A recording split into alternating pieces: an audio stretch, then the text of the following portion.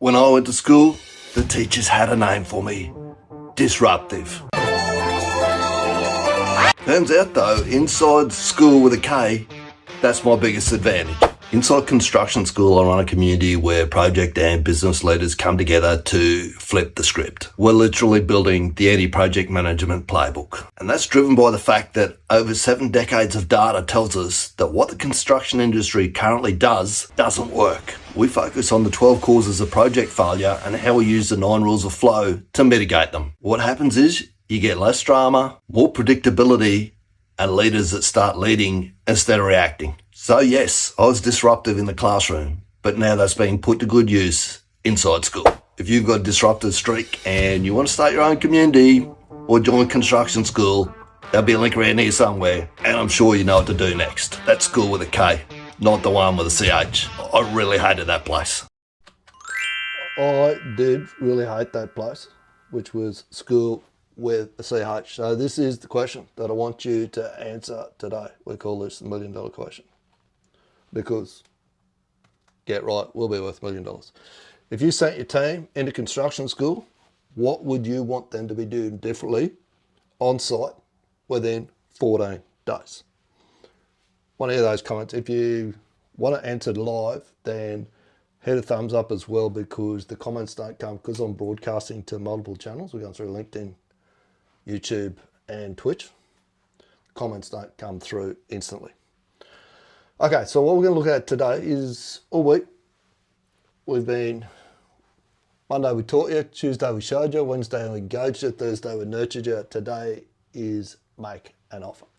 The offer is to come and send your team into Skool, skool.com/scrum. I'm going to share with you this post by a guy called Salam Ismail, who used to be the vice president for Yahoo when they were a startup, the vice president of innovation. He has a platform or a framework called exponential organizations. I'll read you this post, then we're going to have a look at that image down the bottom and show you how it ties in with what we've been talking to this week. Most leads are running hard, but many aren't sure where they're running to. Does that sound familiar?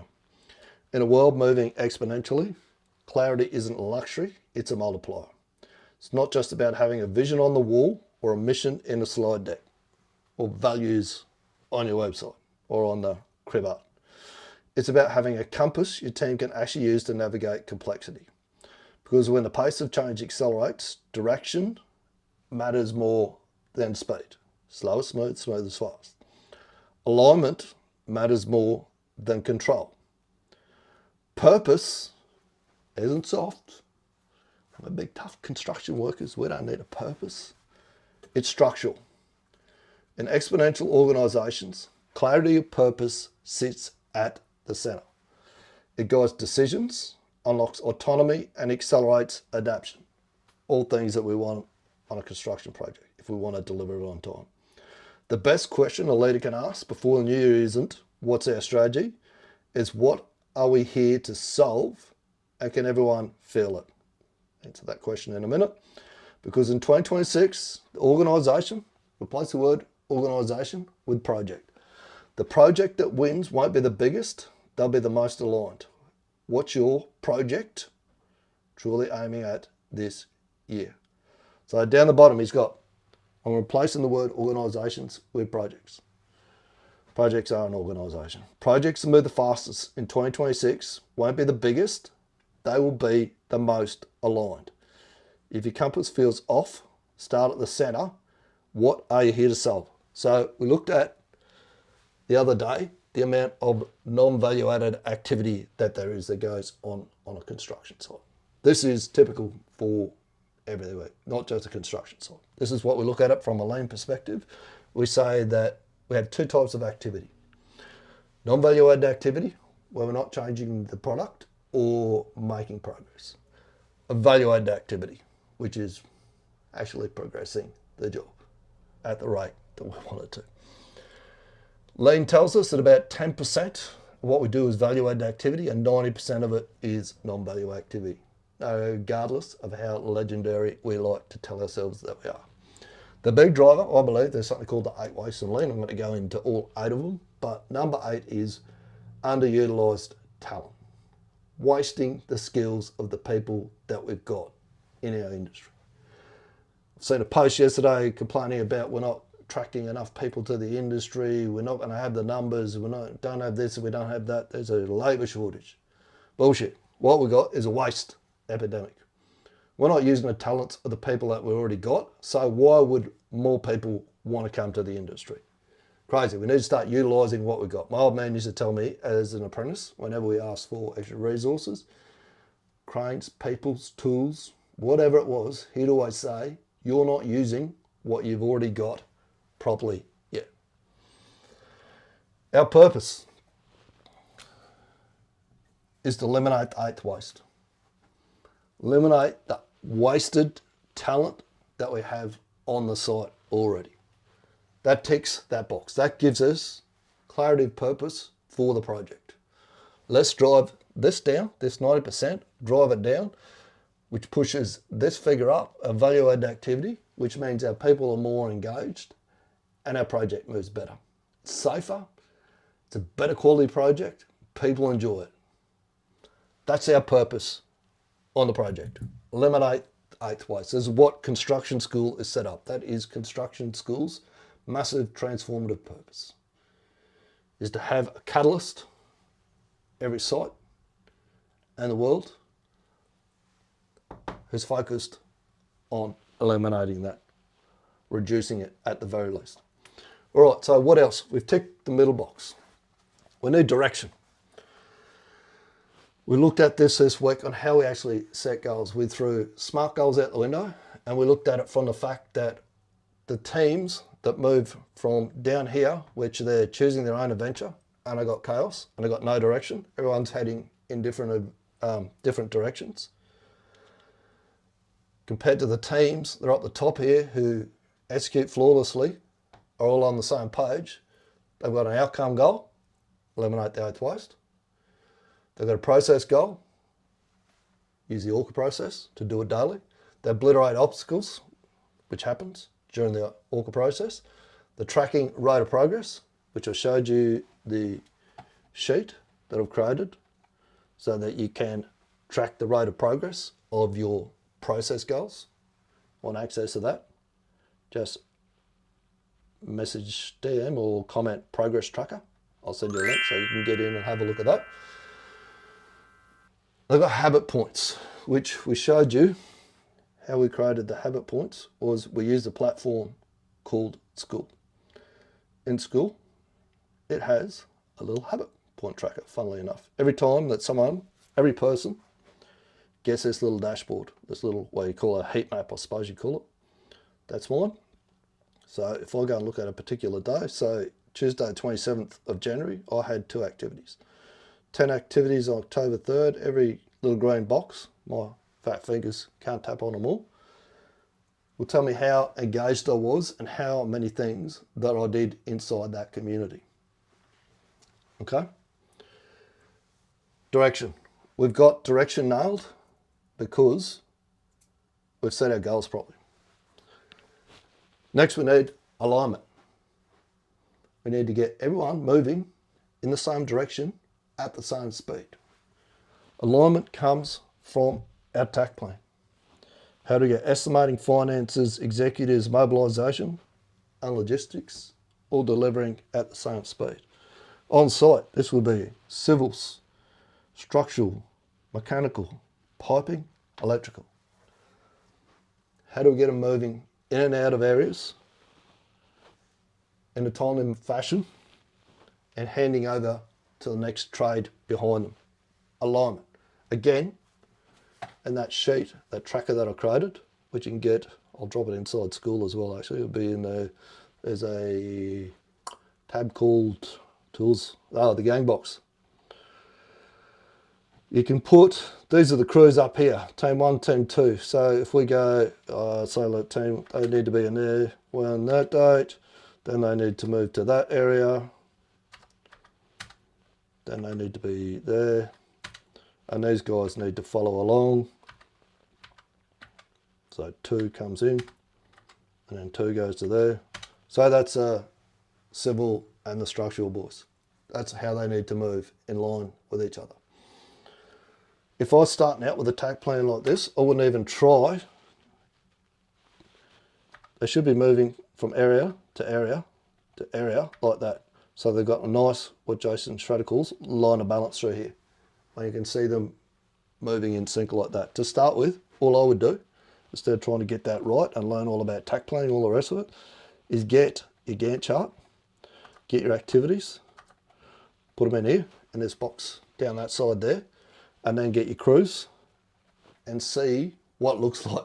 Punch again into your tack plan and see how ugly the flow is, where the real bottlenecks are happening, where you can create alignment. It will highlight it very, very quickly.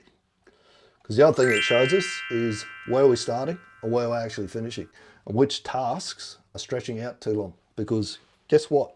Tasks that are stretching out a long time are. That's what's called the constraint, our slowest point. So we need to either resource them more, speed them up, split it up, whatever we need to do so we can get all of those teams moving at the same pace. Not about who can move the quickest. Think about it in rugby league. I talked to a lad about this the other day. When everyone's in a straight line, you've got your 12 players in a straight line and the fullback's just behind it. Rarely ever does a try get scored against you when you hold that line. Tries get scored against you when people get out of sync. The centres run up, the wingers hanging back, the forwards are lagging because they're tired in the middle, the line's staggered. That's when you have issues. That's when the opposition put points on you. Exactly the same thing on the construction paddock. Where we have problems, where we get rework, where we go in all different directions is driven by the fact that we don't hold the line. We haven't got everyone moving at the same speed. So we've got our purpose, we've got direction, we've got alignment. What else do we need? Action. This is our daily loop. We run our ORCA daily, or a daily morning meeting. We run the ORCA process during it. We teach people to see waste. Time's getting wasted up here, and we teach them how to see flow. How can we make this job run better? That daily action of going through that process, learn to see it, stop and fix it with an ORCA, put our lessons learned into school. That creates a yogaten, which means the lessons learnt get spread laterally across the organisation or the project. And we do that. Every time we do that, we build up resilience. We get better and better. It's like pre-season training. Going back to football terms again. You don't turn up to pre-season training fit, ready to play 80 minutes of football straight up. You build your fitness back up again. Exactly what we're doing with this. You look at it the exact same way. This is like building a muscle in the gym, going around this loop. It's going to look ugly to start with. It's going to feel awkward. That's why we don't do it. Right, why does this work? We've worked all that out. Purpose, direction, alignment, actions, resilience. Why it works is because we've got incremental actions. Only need small actions every day, which are going to compound. They'll drive the O model calls exponential results, 10x results. It's simple. Anyone can follow this process. It's built off of the best way to build a process that I've seen. Mate of mine, Tom Hughes, come up with. Great. Get to the Gemba, where the work's actually done. It's got to be easily recognised. Anyone can recognise that. We put a few posters up out in the paddock. Easy to do. Anyone can follow that process. So I'll show you how to do the ORCA in a minute, how I use AI to step you through that. Available at the point of use. We can use this out on the job, and we test and train our people because we go through that every day. It eliminates the eighth waste. It creates focus. This is the outcome. You can do it. You can drive that down. Double your EV, throughput, whatever you want to call it. PF, whatever the hell you want to call it. By focusing on eliminating this, that'll drive that up. Want to move quicker and do it, you need a wingman and a catalyst. Someone who's got your back, helps you create that alignment, avoid the traps, remove the roadblocks, and remove the resistance to change. Because there will be resistance to change, trust me, no matter how good your team is. So, that question, if you sent your team in a construction school, what would you want them to be doing differently on site within 14 days? I would say this, doing the ORCA process. So ORCA, if you haven't seen it before, is what fighter pilots do. It's their debrief session. If you ever watch Top Gun, when you see when I spoke to Christian Burkosis, who's author of the book, The Afterburner Advantage, ex-fighter pilot, funnily enough, the RAF started doing this about 60 years ago. They do 99% of their missions, what they set out to achieve, get executed what they call flawlessly. That doesn't mean that it's perfect. Shit goes wrong. Things don't happen. It doesn't go to plan, but they get to the outcome, regardless of what goes wrong. 99% of them, they execute flawlessly. They put it down to this, ORCA. Because they come on a debrief. You ever watch Top Gun where they walk off, they jump out of the plane, pull a helmet off, go straight under their arm, and they go to the debrief room. That's it. That's all they do. It's nameless, blameless, and rankless. They want to capture it. The reason that they still got their helmet is because they don't want a gap between execution and what they debrief on. They want it as fresh in everyone's minds as possible. So they go straight to the debrief room and they run this process, which I'm going to run you through right now.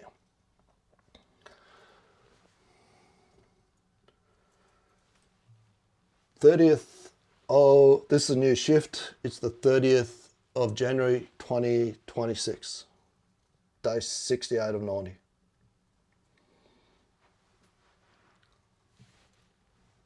Most people never get to this point. I asked ChatGPT the other day, how many people would have actually got to this point and gone through this process to where I've got to? And he said somewhere around about 30%, which sits where most of the stats talk to 70% of change management fails. It's because we never give it time to compound. Never get time for the value-added activity to actually increase. It might not increase anything for the first 30, 60, maybe even 90 days. It might take before it starts to hold, before people start to go, hang on, I'm serious about this. We are actually doing this. Home ORCA, O-R-C-A. I'll just spell it out because it goes walker and talker and all sorts of things it says some days. Pre-step, daily live check. Did the daily live. The daily live is currently in process. So I created this tool to create theory constraint called standardization. One of the key things that'll happen when you try and put something like this in place, you say to everyone, we're going to debrief every day, and they'll go, all right, someone will do it for the first day, ORCA, okay, ORCA, objective, results, causes, actions. Then the next person will hop up the next day, or someone else, what were those letters again, and why do we do this, and why are we, what are we supposed to try and to achieve here? This cuts all that bullshit out.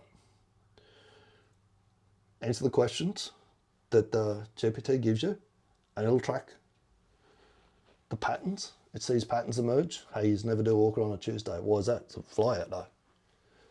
People get bored and don't do it. Or after day 5, we tend to drop off. It'll see the patterns. What's actually going wrong. Step 0. Yesterday's 3 must-do tasks. Verify full kit task. Complete 3 tasks. Now, actually, I noticed something. This is the value of the visuals, or one of the values of the visuals. I noticed on my board up here that this week, so we've got Monday, Tuesday, Wednesday, Thursday, Friday. I've said 4 times that I've done the Kanban ticket. I've got 3 tickets up here. So I'm either lying or I can't count one of the days. One day I didn't do it, so I picked that up this morning. So I'm going to say, to get the data correct, that no, I didn't do the Kanban ticket yesterday, even though I did, because that will actually track the amount of Kanban tickets that I've done this week. Full kit, yes. Kanban ticket, no. Run the daily live, yes.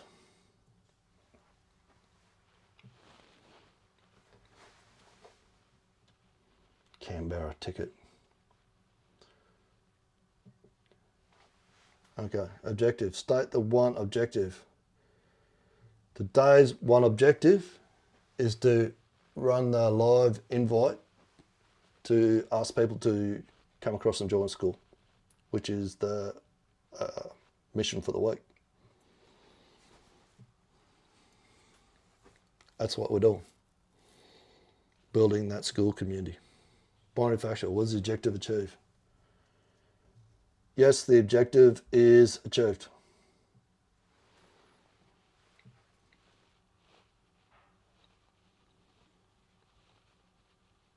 That question, if you sent your team into construction school, what would you want them to be doing differently on site within 14 days?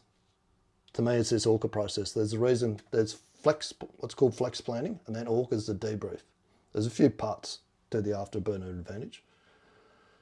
The reason that I focus on ORCA first is because it creates a continuous improvement loop.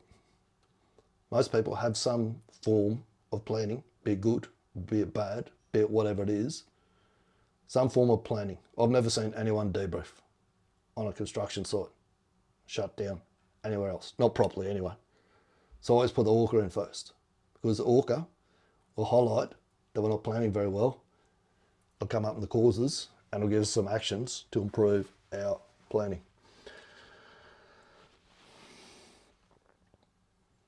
Behaviours are, did the live,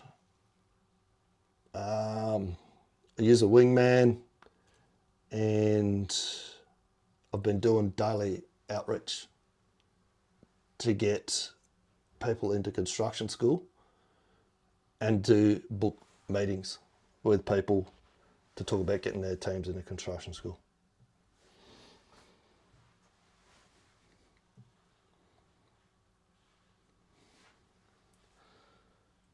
So he comes up, actions for tomorrow. Before I set a task, confirm the calendar branch. Tomorrow is a weekend, it's a Saturday. So we can change the days of the week. We could say tomorrow's fly out day. Here we go, all right, X, Y, and Z happens on fly. The reason that we don't hit the goals, a lot of the research that I've been doing at the moment, is because we just assume everything's going to be the same, and that we'll have the same level of motivation, same amount of energy, the same amount of attention every single day, and we will just be able to do it. It's not what happens. It's not life. Always remember the Steph Curry quote, don't practice till you get it right, practice until you can't get it wrong. So we keep this lower, keep practicing every day until we can't get it wrong. When we get to the point where we can do all those things, where we're knocked off balance, someone's got their hand in their face, and we can still get around and make the shot, still run our ORCA session, regardless of what's going on site, what fires we've had to put out, what dramas we've got in the field, client yelling at us, project schedule behind, whatever issues that we've got, and we can still do it under pressure on our worst day, then it's stuck. Weekend mode, verify full kit, on a physical Kanban ticket, run the daily live. Daily execution index is 2 from 3 because we missed a Kanban ticket. I'm not going to run the visual loop today. We'll do them on the weekend.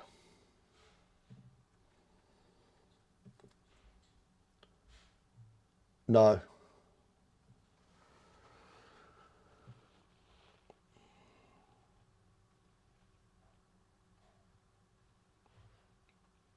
All right, if you want to get your team into school, there'll either be a link below this video, or you can head to school.com/scrum, or just message me, school invite, please, Benny, and I'll send you an invite across so you can get in. There's 3 levels in there, right? So there's a free level, whether everyone can come in and learn what they want to learn. I'll run random live sessions in there so they can get, whenever someone's got a question, I'll set up a live session and we'll answer it. First level up's 197 US a month, and that is for people who want to step up to the next level, regardless where they are, from the tools to a PM. Step up to the next level. There's, you get the ORCA process set first. That's all about creating catalysts. That's what we focus on. Get you through and get that a habit. Running the ORCA process, regardless of your level of authority. We'll get you to that point. If you're looking to step up to the next level and you wonder why you can't get noticed, you follow this process and you execute every day, you will get noticed. Then we go up to the team level, which is like project support, more like war room support. That's about 5K a month. Then the other one, which we don't run inside there, we'll go into a private school, funnily enough, and it's 18K a month. That's for people who've got big teams. Quite a big leadership team that they want to pull up their level of ability up to be able to execute this stuff. And I do a lot more work with them, of course, a lot more one-on-one time or group coaching time. How much who you want is what it's, the lesser you pay, the more how you have to learn. Less how you want to learn, and the more you want someone that just goes, is a who, knows what to do when, has got this, got your back, create alignment, avoid traps, move your roadblocks, and mitigate the resistance to change. And of course, the more you pay. It's all about speed. How quick do you want to put this in place? How badly do you want to turn your project around? Right, take it, use it, make it a great week. Tomorrow we're going to wrap up the week and have another look, a more in-depth look at school. How it drives purpose, direction, alignment, action, and resilience. Speak soon. This is a big one, and I've asked a project executive that I respected a lot what the answer to this one is, but I'm going to ask you. When you think about the real objective of a project manager, going back to that loop, what is their actual mission so that we can bring it home for the listeners? Okay, so the actual mission is, I'd go back to the book by Patrick Lencioni, 5 Dysfunctions of a Team, and the quote in there that says, if you could get all of the people in an organisation rowing in the same direction, you could dominate any industry, any market, under any conditions, at any time. If you could get everyone, the PM's job is to get everyone headed in the same direction. If you could do that, you'll build any project under any circumstances, ever gets thrown at you at any time. That's my opinion. In my opinion, that is his number one job. I love that, and kudos to you for pronouncing his name right. I always get that wrong. I took a lot of practice to get that right, especially for an Aussie. Yeah,